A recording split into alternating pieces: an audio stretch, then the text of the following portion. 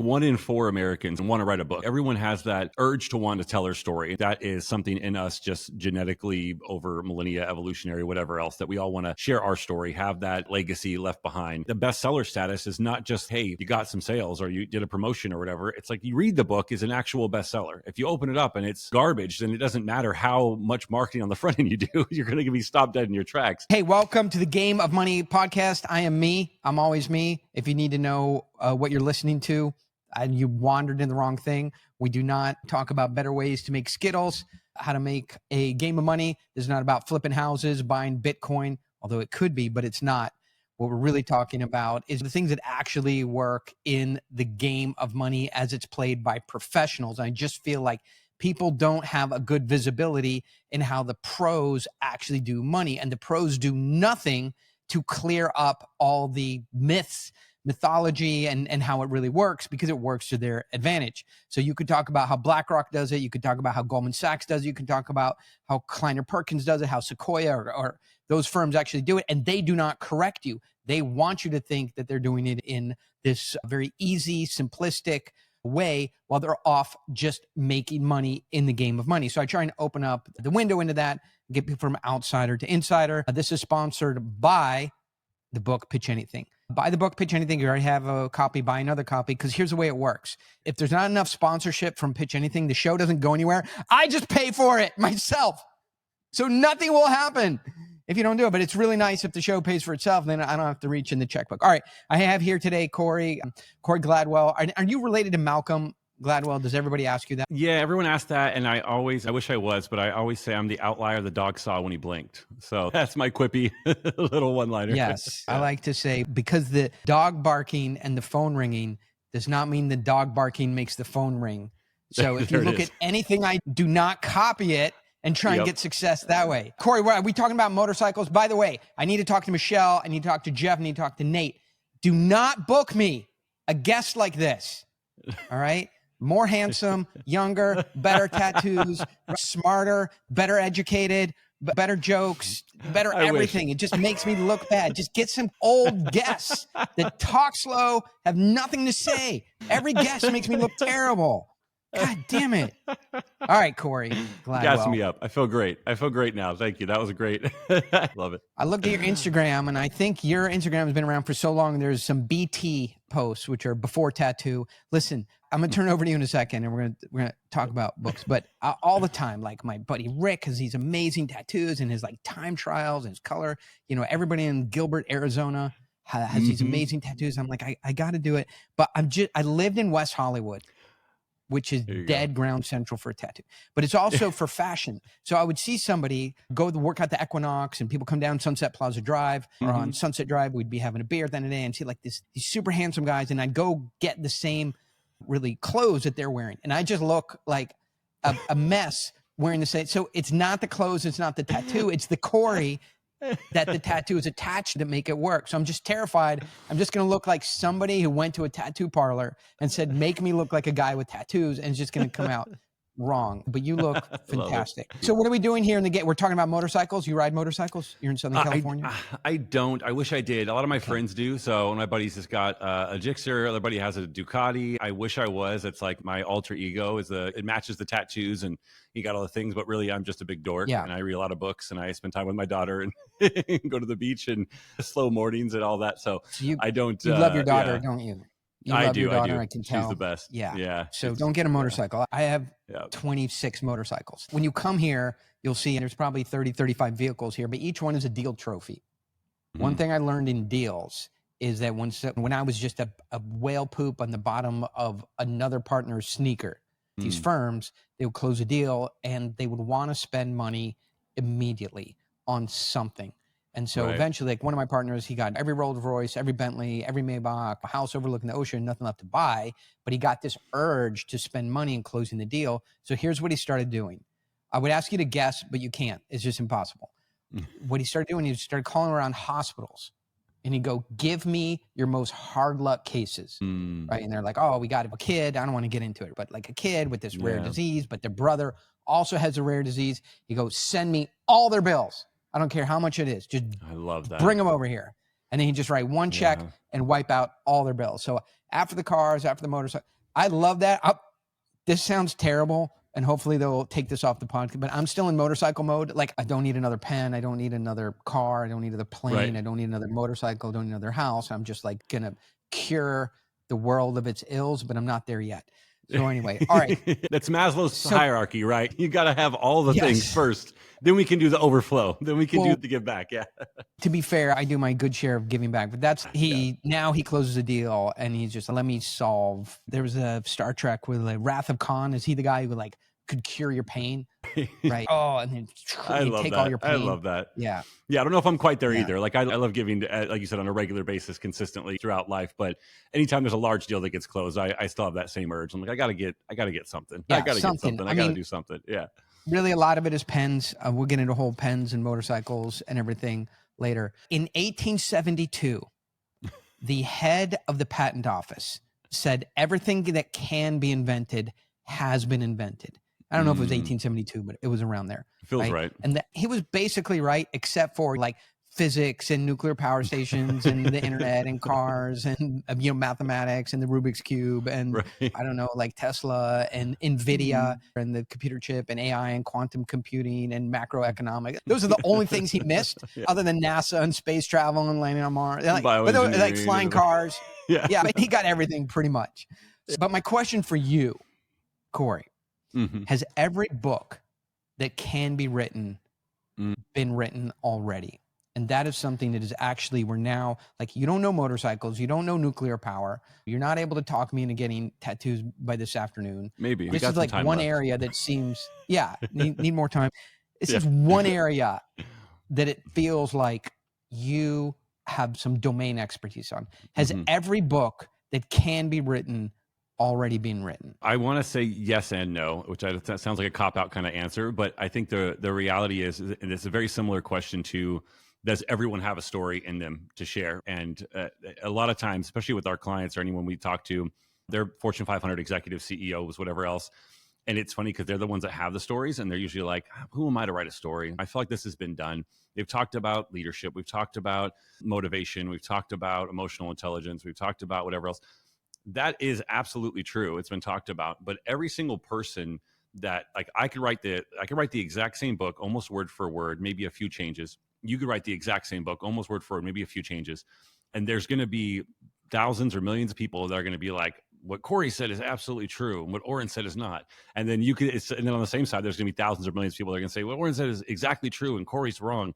And it's the same messaging, but it's the messenger. And so there are not only like the messenger itself that I think is unique, but I also think that even those stories, even if we wanted to write the exact same story and we just made a commitment, we're going to say the same thing, it's somehow going to be different because the life experience I have and what I've gone through, what I've done, what I've not done, what I've succeeded at, what I've failed at, how I perceive the world today and how I have 10 years ago, whatever else, is influencing the way I perceive that story and how I write that story and what I do and how I say it. And so even if it's the same topic, there's tons of topics, almost every topic to whatever degree has been talked about in some way. But that person sharing it is going to meet with a certain amount of the audience that's going to resonate with the way they said it. So it is about the messenger, and also the actual message itself, I think, can be reiterated and said 1,000 different times.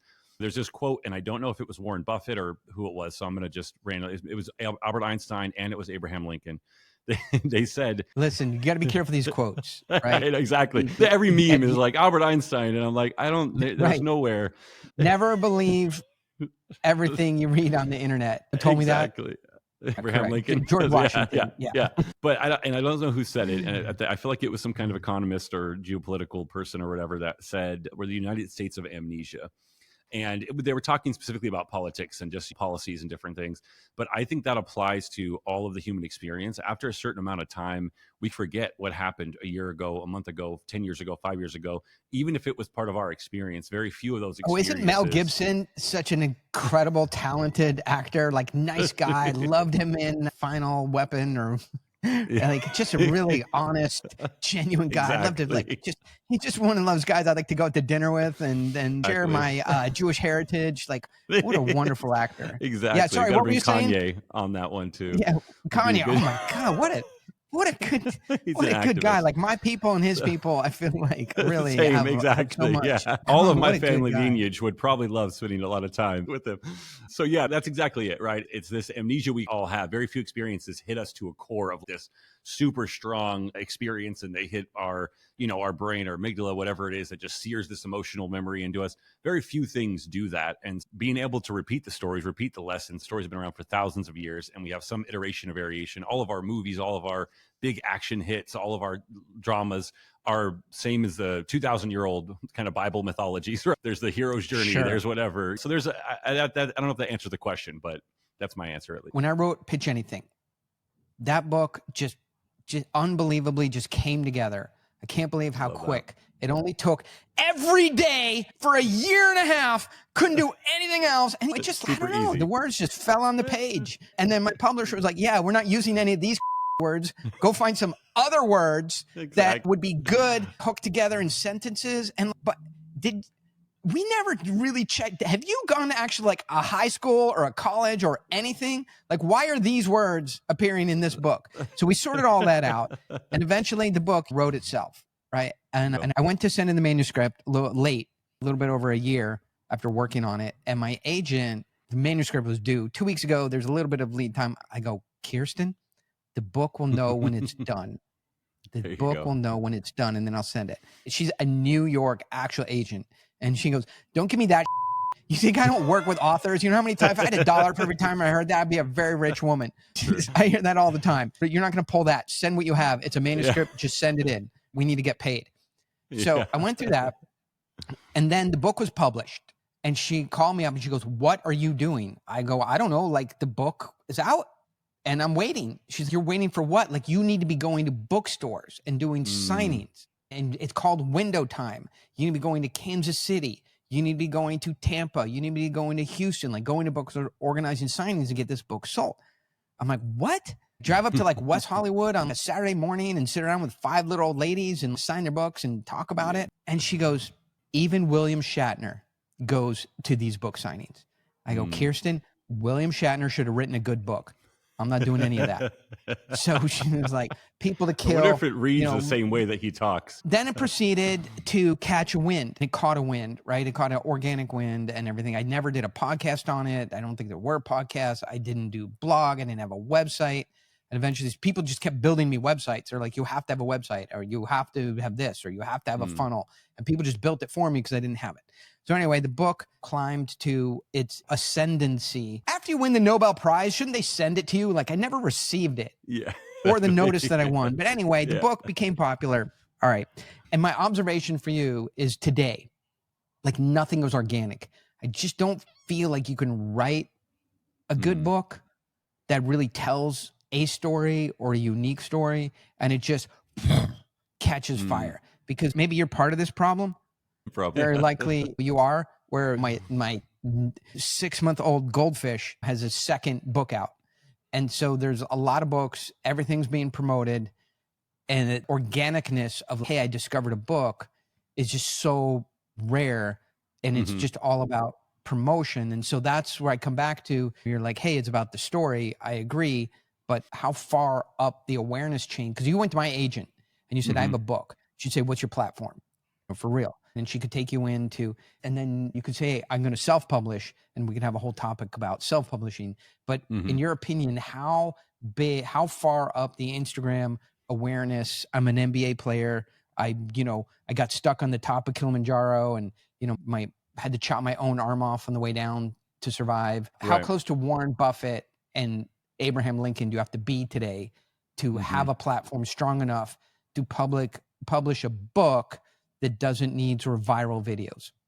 That's a great question. We're in this middle ground, this messy middle of the restructuring of the publishing industry as a whole for a long time. And we still have the big 5 publishers. We still have the Penguin, and we still have Hay House, whatever else. We still have Random. Everyone's there, those kind of big 5.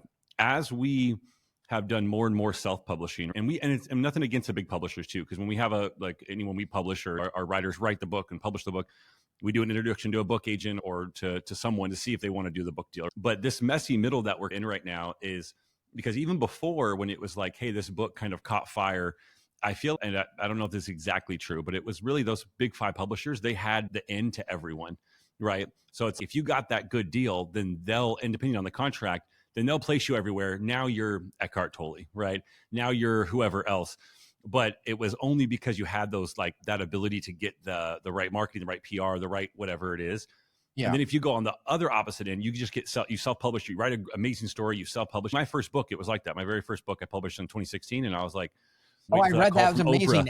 That was excellent. I love that book. Right. Exactly. Yeah. It was, the foreword was by Abraham Lincoln, actually. It was just crickets at first as far as sales. I did get to go do speaking and consulting and made hundreds of thousands of dollars from the book, which is how we structure everything. I don't talk about book sales really. It's here's all the avenues and the doors and unlocks. But as you publish, there's all this way in the middle of doing the Amazon ads, of doing the Facebook, Instagram, whatever it is, ads to gain the popularity and the momentum and the paid ads.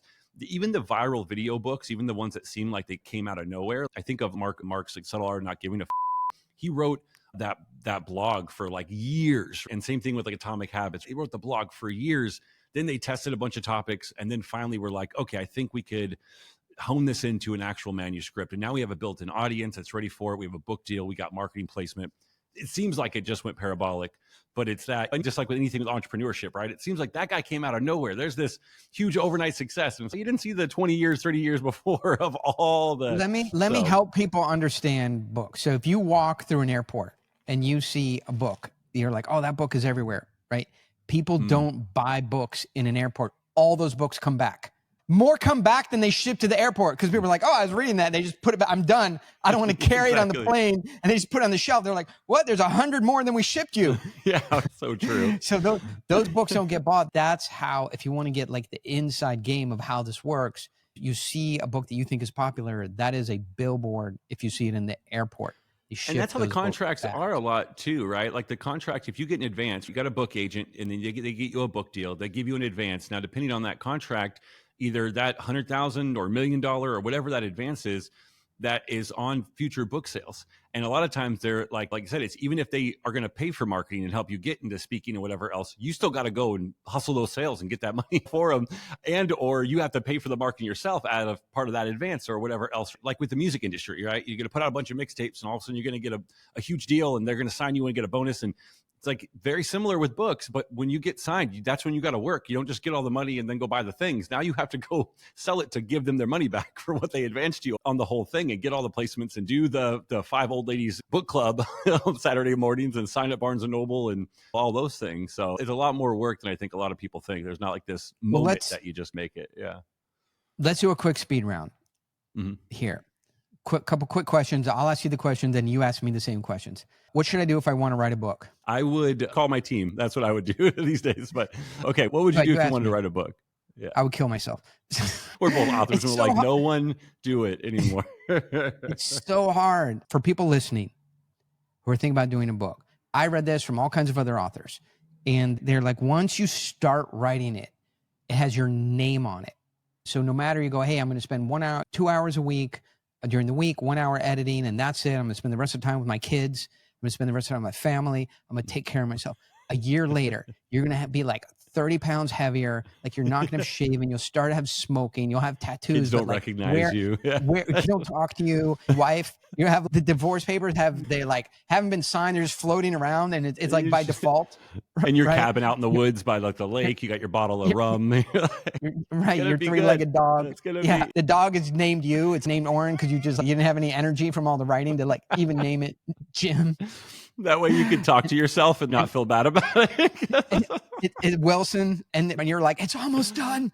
It's almost done. It sucks you in, and every single person who's ever done it. And then the other thing that I noticed is you look at Stephen King. So Stephen King did not go the Oren Klaff route. He wrote The Stand. And then for the next 20 years, he wasn't out like with copies of The Stand in the trunk of his car and like, stand for sale, get my phone. I have a webinar coming up. He's like, I'm going to write another book. You know what I'm also going to do? I'm also going to write another 300 books, and they're all going to be good for my fan base. And I'm going to get good at one thing that I enjoy doing. And that's the Stephen King model, right? Which is the right model if you want to write, but people, want to do these books for the wrong reason. Why do the people you encounter with your team, why do they want, what's the right reason What's no reason and what's the wrong reason? When you're wanting to write a book, for us especially too, because we have a bunch of writers on staff and editors and the client success managers and all the designers and everything. I built what I wish I would have had when it took me 5 years to handwrite my book and go through the same thing you just discussed. I built that, right? And so that's what we have now, me, my business partner, with our company. And so people can come and it's an easy process, handful of calls. That's all it takes from the client. When people do have calls with us, but just to not give you a easy pass here, can I ask some tough questions? Yes, let me. All right. Yeah. What is the highest degree, university degree, that one of your writers has? Master's, I would say. But what university? Tallahassee Community College? I think UC Irvine, I want to say. Okay. Potentially. I have to double check though. Yeah. So where do you get your writers from? Are they double language, Philippine, No. Mandarin, Chinese? No. Okay. We have no one outside of no ChatGPT, no AI, no one outside of the States, except Canada. Canada is as far as we go. They're all mostly writers themselves. So they write for Medium, they write for larger companies, they write long form. They've done ghostwriting in the past for other clients. And so that's our stable of writers. We review their writings, what they've done. Some of them have written manuscripts. Some of them have written TV shows. We try to mix up those styles of writing. Yeah. Yeah, we've tried tested AI. It's great for a couple captions. It's great for having a conversation so you don't settle. I felt lonely. I had my nickname itself, so I'm like, I'm just talking to it. But that's it. We've never been able to get it to write anything long form at all without making up shit. And it just doesn't work. For your writers, can you send me the org chart with their email and their phone number next to their name and specialty? It sounds like you just have an incredible bank of good writers. If I'm thinking about writing a book, I went through this process. I went out and trying to find writers to help because I know how to write a book. Mm-hmm. What do you think I have to pay a writer going my own route to write a manuscript for me that looks like a book? What we pay with all of ours, because we send them so much, is different. But most of the good writers, if they're just like they ghostwrite and they're good at what they do, are going to be anywhere from $15,000 to $50,000 to ghostwrite. Ideally, that would include editing and a bunch of other stuff, but a lot of times it doesn't. We pay our writers a good chunk for writing, and then we have our editors. Then we have a proofread before. Our formatter also is an editor, so he'll go into a proofread because he hasn't looked at it 1,000 times before while the writing's happening. So this is what I was really trying to lure you into, and this is correct. Like I can see you actually do this, right? Because getting a ghostwriter, I don't care if they're 50,000. I don't care if it's Stephen King, right? It's not going to work because you need an editor. So there are things that make a book, and the writer does not handle those things. And so when I think about McGraw-Hill, I give them so much credit. Of course, all the ideas were mine. All the writing was mine. All the ideas were mine. But I don't know how long a book chapter is. I don't know how, when to reach the denouement, the arc. I don't know when the protagonist in the story has to release his attachment to the antagonist and begin the falling action from the rising action. I don't know how to foreshadow the wrapping up of the final story arc in chapter. There's an editor who is not a writer who knows how to pull a book together to make it. This was 10 years ago now. I had a elderly writer who was an editor of my book at Pitch Anything. And when I say elderly, they're probably my age that I am now. But she was very, what I would say, classic. Let me put it that way. Yeah, so I would edit something and they would lock the edit in the Word document. So I couldn't undo it. So all I could do is change what she changed back. So this was like gnip gnop. Beep. So she would change it. I would change it back, but it'd be locked. So if you know how Word works, it pushes everything to the right. And there were so many locked edits. The entire book was in a 2-word column on the right of the Word document. 66,000 words in a 2-word, and they would not unlock it. And so so then finally I'm like, we can't function like this. Then they got me an editor who was a younger, more dynamic, and he helped form the book. But you're absolutely right. Like, you need a writer. You, as the subject matter expert, the author, needs to contribute to that. You probably have technical writing, you probably have story arc writing, and then you have editing to make it into a book. So the things you're saying to me are so real that people don't understand. Oh, you wrote a white paper, you mean? Yeah, not peer reviewed. exactly. Yeah. They're Like, trying in to raise order funds to, for their crypto or something. That's not the same. yeah. Yeah. Why do people write books today? What's the point? Yeah. And so I think some study, and again, it's probably Abraham Lincoln that said this, but it's like 1 in 4 Americans or something want to write a book, right? Everyone has that urge to want to tell their story. And I think that is something in us just genetically over millennia, evolutionary, whatever else, that we all want to share our story, have that legacy left behind. The big thing for a lot of the clients that we work with is because they're Fortune 500 CEOs or executives or business owners, founders, is that now they're at, I like to refer as like the second mountain, right? It's like we've had all this ambition, we built up all these different things, and you have all this stuff, and you move to that second mountain. I can't remember what author nicknamed the term to begin with, but and now you're trying to get into this like next wave. Okay. So and that doesn't mean they have to leave their business or sell their business or whatever else, but going into speaking, going into By the TED way, it was Talks, me. going into, It, it was you. it There was we go. me that coined. Whenever somebody go. goes, I can't remember who it was, just say it was me. There you go. It was me. I'm going to quote you on all my new Instagram posts.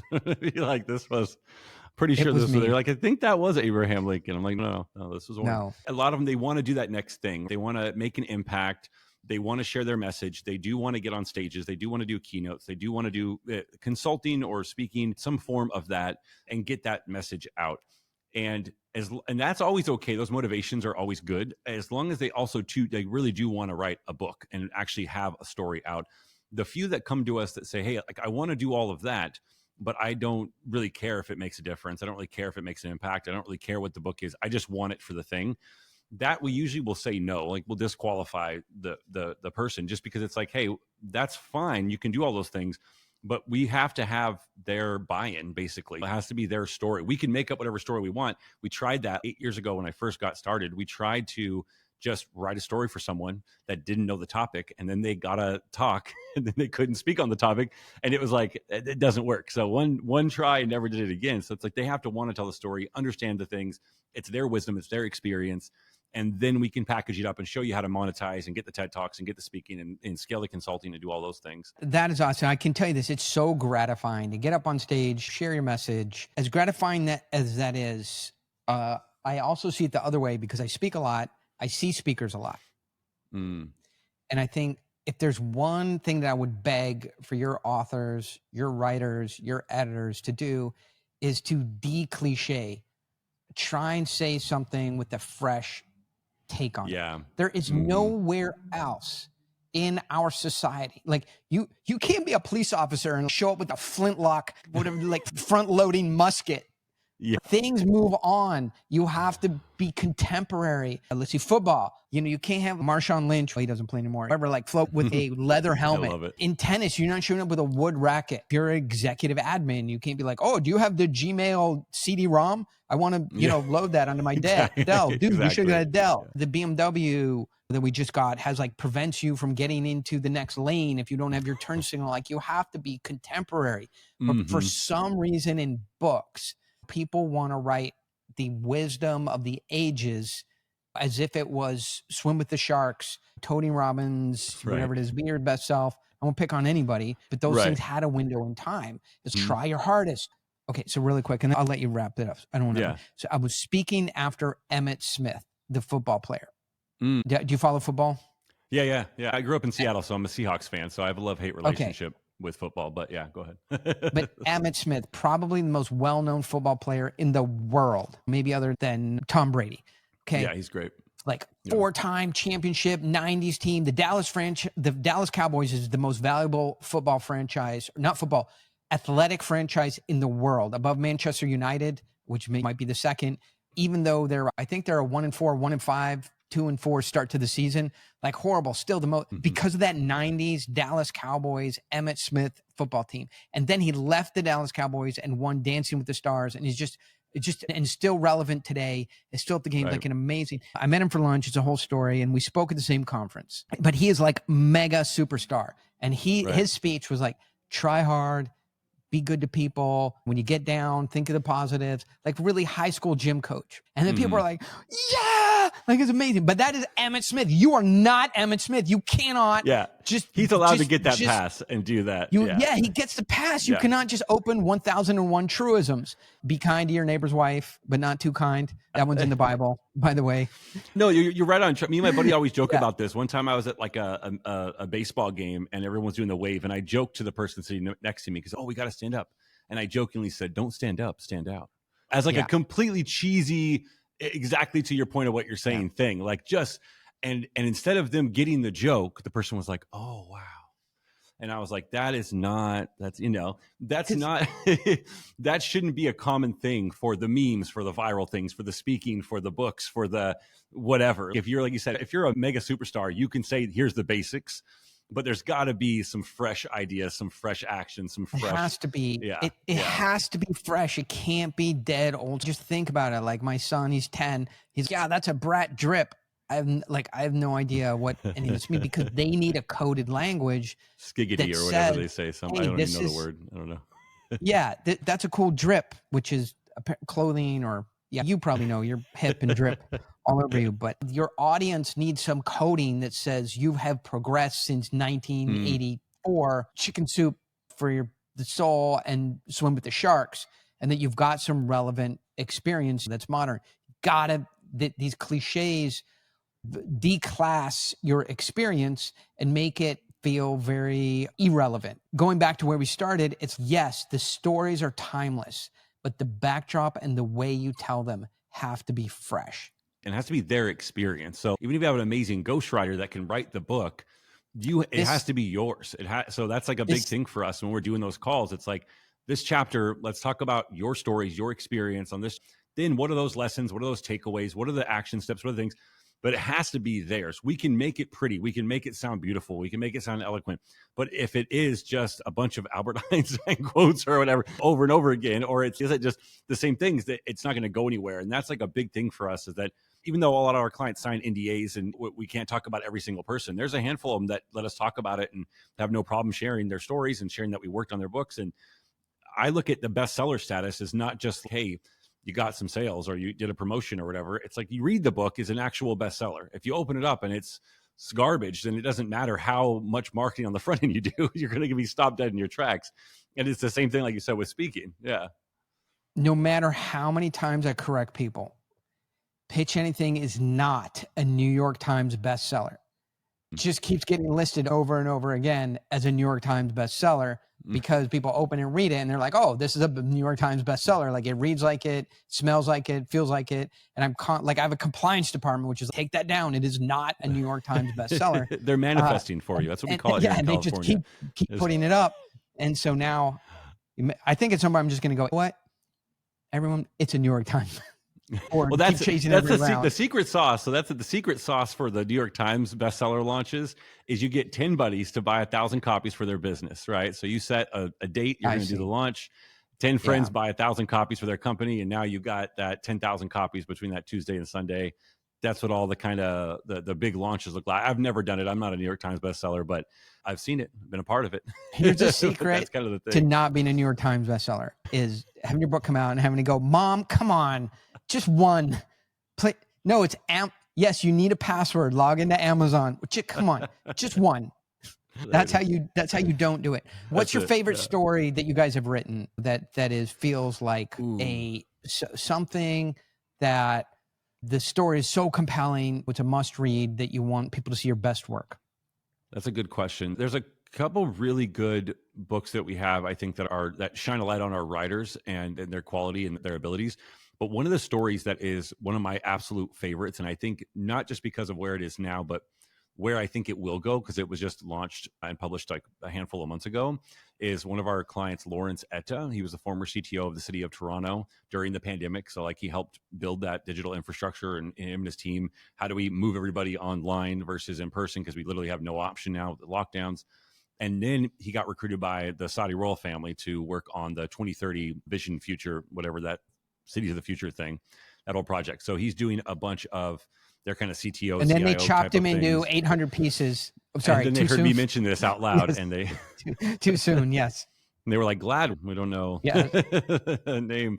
So excellent. So so that one was a story you were able to find the story that was hidden from sight and pull it out and tell it in a way, because this is what screenwriters do, right? Lincoln, Titanic, the story, but they find a way to tell the story that is so compelling that you would see, even though the ending, everybody's talking about it, and you're going just to see the way that storyteller is doing it. Yeah, and I think the combination of not only like his book's called Bridging Worlds, but I think it's not only just like East and West and working for a Western government versus working for a royal family that has no regulations. They say it gets done. What are those differences? But also the future of technology, and whether it's AI or it's all these different things. I feel like people like him and the concept of this book and the concept of, and others like it, that's going to be a heavy conversation over the next 10, 20, 30 years. How do we integrate transhumanism or whatever it may be, general intelligence with people, and cities that are smart, that are working for people, and whether things that are going to happen, whether we want them to or not. I think there's people like him and those kind of stories that are going to be a huge impact. So not only like the quality of the writing and getting to show someone like him the expertise, because it's like, how do not everyone not know who he is? Everyone should know who he is. The difference he is making and will make, right?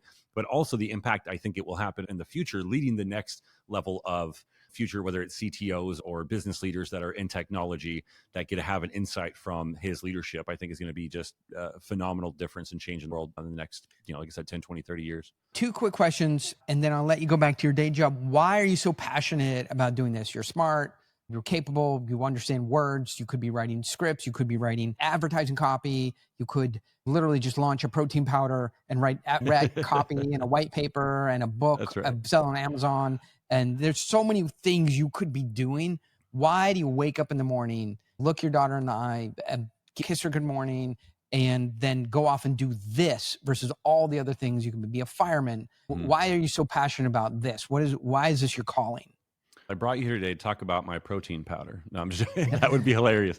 That would be a great, just like random switch up. You're like, you got me. So the way, for me, like why I wanted to write a book, I used to when I was in my early 20s. So a little quick story. I grew up super poor when I was younger, Section 8 welfare, all those things. Saw how negative it was to be poor. Not that being poor is bad necessarily, but there's a lot of socioeconomic problems that come from being poor, and are statistically just higher when you don't have money. That's just a fact. There's a lot of development. And I'm sorry you grew up poor, but my dad was not for tit for tat or one-upsmanship, but my dad was a college professor. So we looked up to you. We were like, oh, they live in the good part of town. Yeah.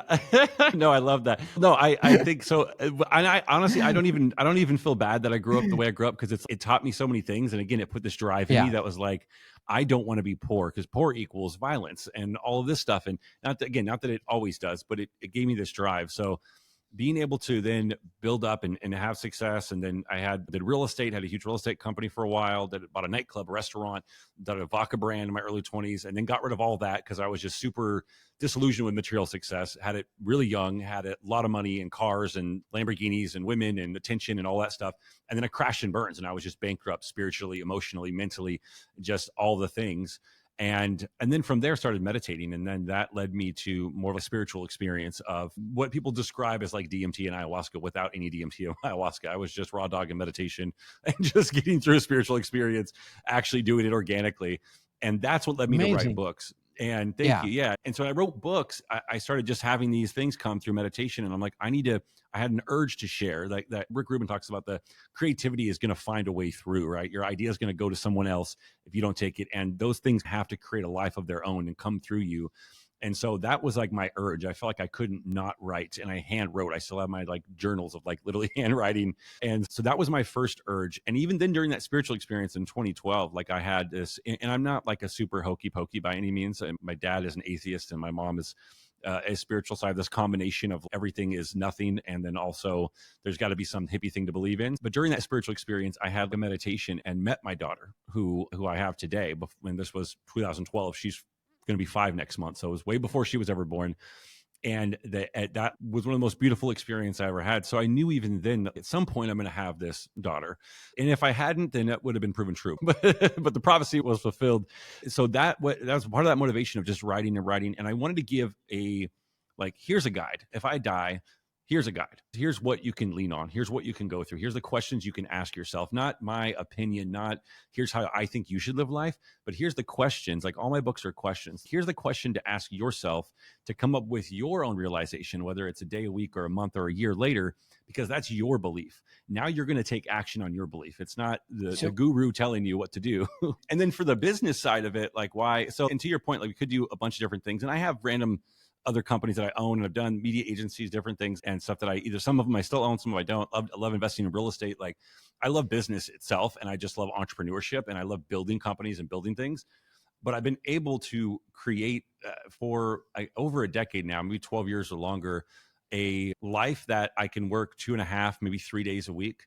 And then I can spend the rest of the time with my family, or I can do my meditations, or I can do my workouts, I can train, I can do whatever the things are. And so being able to have that consistently, even especially while with her, has given me the ability to keep building and keep building, because I don't feel like I'm ever getting to a point of, hey, I'm going to stop at this point. I'm going to stop. Now, maybe that time will come, but I've had almost these, like Tim Ferriss talks about, mini vacations throughout the last 10, 12 years, throughout my whole life, of not feeling like I have to stop at this point and then I'll get some kind of break. I'm just constantly trying to take breaks. So when I get to work with the team and we get to help other authors, I look at it as, especially the people that we work with are some of the most influential people in the world.